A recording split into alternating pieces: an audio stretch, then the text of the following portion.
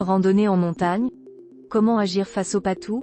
En été, les montagnes françaises sont un formidable terrain de jeu pour les randonneurs et les vacanciers.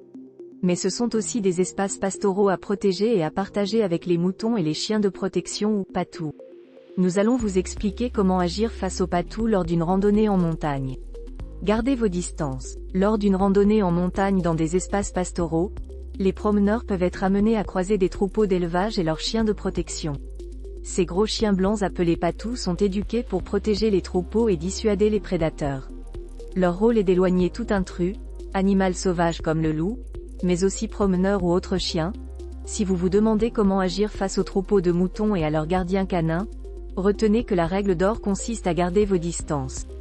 À l'approche des moutons et des patous, les randonneurs doivent impérativement contourner très largement le troupeau afin de ne pas perturber les animaux et de respecter le travail des éleveurs et des bergers. N'approchez pas les chiens. Si vous croisez des troupeaux lors d'une randonnée en montagne, vous devez surtout adopter la bonne attitude face aux chiens qui assurent la protection des animaux. Certains gestes qui vous paraissent anodins peuvent être interprétés comme une agression par les patous. C'est pourquoi vous ne devez pas essayer de caresser le chien, lui donner de la nourriture, vous approcher pour le prendre en photo.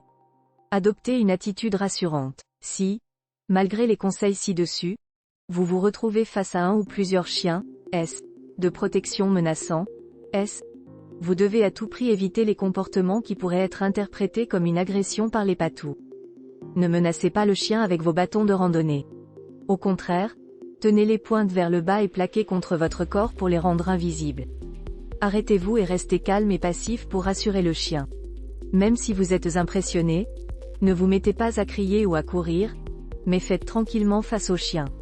Vous pouvez parler au chien sur un ton amical, mais ne le fixez pas dans les yeux de façon insistante. Une autre astuce pour paraître moins dangereux aux yeux des gardiens du troupeau consiste à mettre un objet comme un sac à dos ou un chapeau dans vos bras entre vous et le chien. N'avancez pas droit vers les patous, mais efforcez-vous de les contourner. Face à un chien menaçant, la meilleure attitude consiste à rebrousser lentement chemin, sans forcer le passage. La vidéo ci-dessous vous explique plus en détail la bonne attitude à adopter. Gérez votre vélo ou votre chien. Si vous êtes à vélo ou à VTT lorsque vous croisez un troupeau, sachez qu'il est préférable de descendre du vélo ou du VTT et de marcher à côté afin que le patou puisse vous identifier en tant qu'individu. Si vous faites une randonnée en montagne avec votre propre chien, il est conseillé de le tenir en laisse afin que votre animal de compagnie ne soit pas tenté de rejoindre le troupeau. Cette précaution évitera la confrontation avec les chiens de protection. En revanche, si un patou approche, notez qu'il vaut mieux ne pas prendre votre animal de compagnie dans vos bras, détachez sa laisse dans la mesure du possible. À noter, avant de partir en randonnée avec votre animal, vérifiez toujours que les chiens domestiques sont autorisés, car ils ne le sont pas partout. Dans certains espaces naturels sensibles et certains sites remarquables d'intérêt patrimonial, les chiens sont interdits soit toute l'année soit à certaines périodes. Même quand les chiens sont autorisés, vous devez respecter certaines règles pour assurer la tranquillité et la sécurité de tous. Ainsi, quand vous randonnez dans des zones d'élevage, vous devez impérativement garder votre chien en laisse pour éviter les conflits avec les chiens de protection des troupeaux.